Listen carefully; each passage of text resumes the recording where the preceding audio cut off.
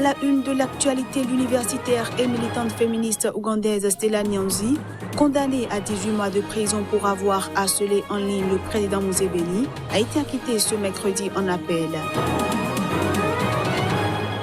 Au Cameroun, l'organisme des droits de l'homme REDAC a, au cours d'une conférence de presse donnée par ses membres, fait le point sur les dernières élections et le massacre de Ngabou du 14 février dernier.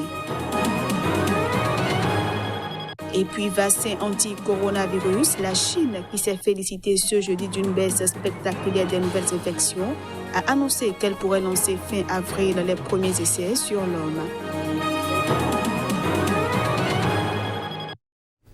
Voilà pour les titres. Bienvenue à tous. Le président sud-soudanais Salva Kiir et le chef rebelle Riek Machar ont annoncé ce jeudi s'être mis d'accord pour former à la date butoir de samedi un gouvernement d'union nationale, une étape considérée comme cruciale pour mettre fin à 6 ans de guerre civile. Le chef de l'État a confirmé que les deux hommes s'étaient entendus pour gouverner ensemble après 2 précédentes tentatives qui s'étaient soldées par des échecs. Nous sommes convenus de former le gouvernement dans 2 jours, le 22 février. Nous discutons encore sur d'autres questions et j'ai confiance que nous parviendrons à une solution, a déclaré Riek Machar à l'issue d'une rencontre à Juba avec le président Salva Kiir. C'est l'accusation d'avoir fomenté un coup d'État porté par Salva Kiir, un Dinka, à l'encontre de Riek Machar, son ex-vice-président, membre de l'ethnie Nuer, qui est à l'origine du déclenchement de la guerre civile en décembre 2013. Et en juillet 2016, une autre expérience de gouvernement d'union avait pris fin abruptement quand de violents combats avaient opposé les troupes d'élite de Machar à la garde présidentielle de Salva Kiir dans Juba. Salva Kiir a annoncé qu'il allait dissoudre jeudi le gouvernement actuel et nommer vendredi Machar à l'un des postes de vice-président, comme le prévoit l'accord de paix conclu en septembre 2018 à Addis Abeba. En tant que président, je nommerai les vice-présidents et je commencerai en nommant Riek Machar demain matin. Je dissoudrai le gouvernement jeudi et un nouveau gouvernement sera formé le 22, a-t-il déclaré. La formation d'un gouvernement d'union nationale était le point clé de l'accord de paix de 2018. Il a appelé les quelques 190 000 personnes qui vivent toujours dans des camps placés sous protection de l'ONU dans tout le pays à en sortir, car une nouvelle ère de paix est arrivée.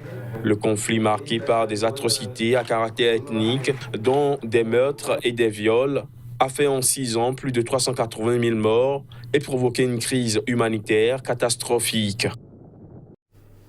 L'universitaire et militante féministe ougandaise Stella Nyanzi, condamnée à 18 mois de prison en première instance pour avoir harcelé en ligne le président Yoweri Museveni, est sortie du tribunal de Kampala après avoir été acquittée en appel.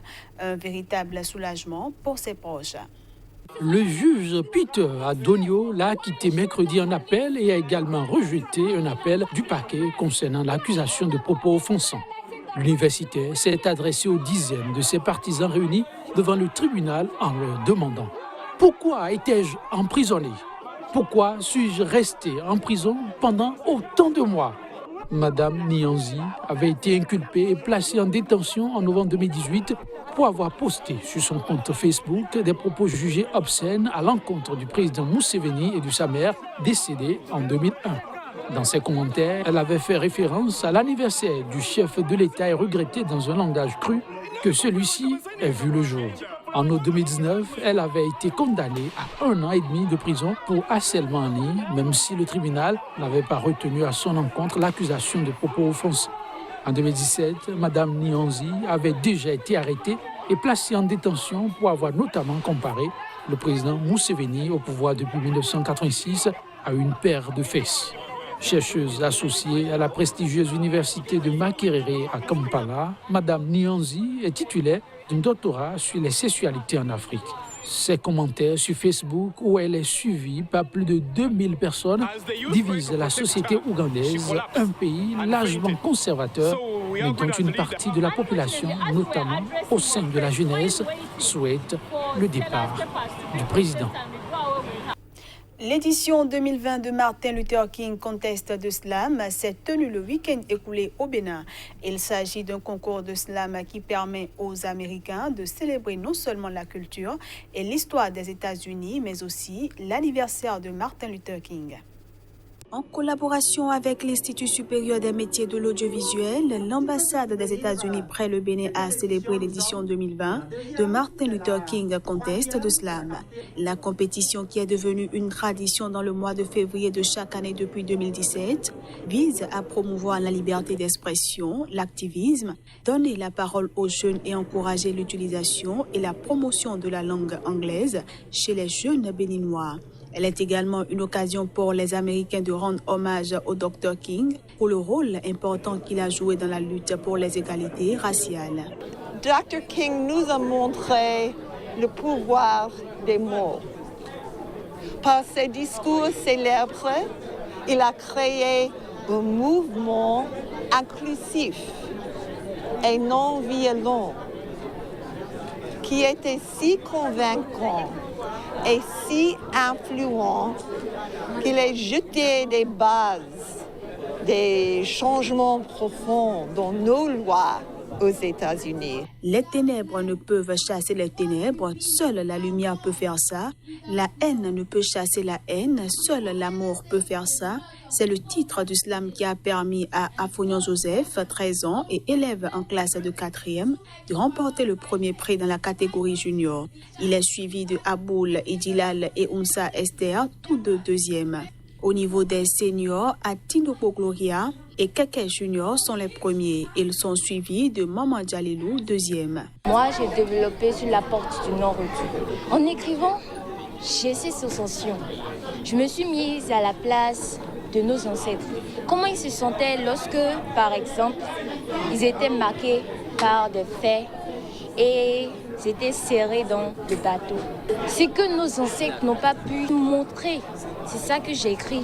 Ces 6 lauréats et 12 autres participants sont partis avec de nombreux cadeaux offerts par l'ambassade des États-Unis. Les regards sont désormais tournés vers 2021 pour une autre édition. La Chine pourrait lancer fin avril les premiers essais sur l'homme de vaccins contre le nouveau coronavirus. C'est ce qu'ont annoncé les autorités. En même temps, le plasma sanguin de patients guéris va être utilisé pour traiter des personnes sérieusement infectées. En ce qui concerne la recherche et le développement d'un vaccin, de multiples processus sont déployés en parallèle pour faire avancer la recherche et le développement. Le premier devrait faire l'objet d'essais cliniques vers la fin avril au plus tôt. Les différentes techniques pour concevoir un potentiel vaccin en Chine sont essentiellement en phase avec celles des autres pays.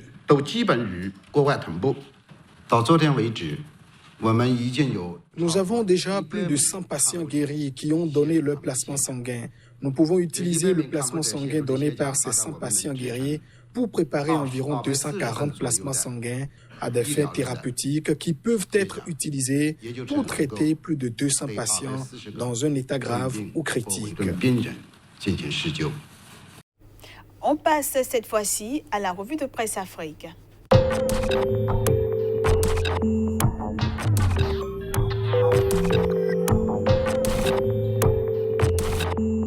Bonjour à tous et bienvenue dans la revue de presse Afrique du jour. Au Togo, la campagne est finie. Togo Matin, fin de campagne. For Yassingbe, nous sommes en train de tourner une page. Liberté pour sa part, scrutin du 22 février, l'inconnu et le grand défi. Et puis restriction de l'observation électorale, le NDI profondément troublé par les mesures prises par le pouvoir.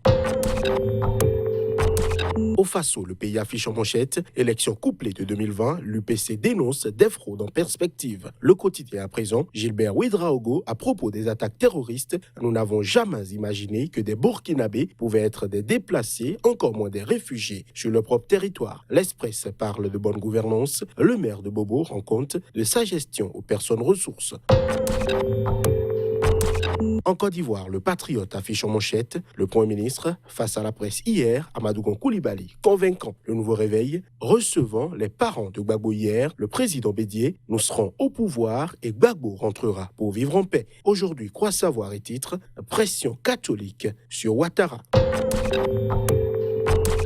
Au Sénégal, la renseigne en titre pose de la première pierre du stade de Diamniadio, la République mobilisée, folklore, agogo, Sud Quotidien, dialogue politique autour de l'arrêté Ousmane Gom et de la révision des articles du code électoral instituant l'incapacité électorale. La majorité oppose son veto. Le Témoin, Alliance pour la République, un bureau politique de tous les risques.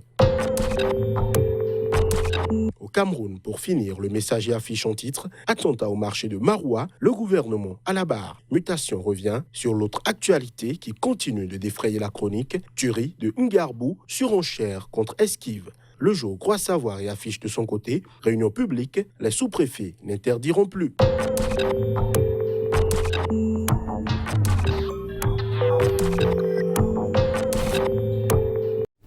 Et c'est la fin de cette édition que je vous remercie d'avoir suivi.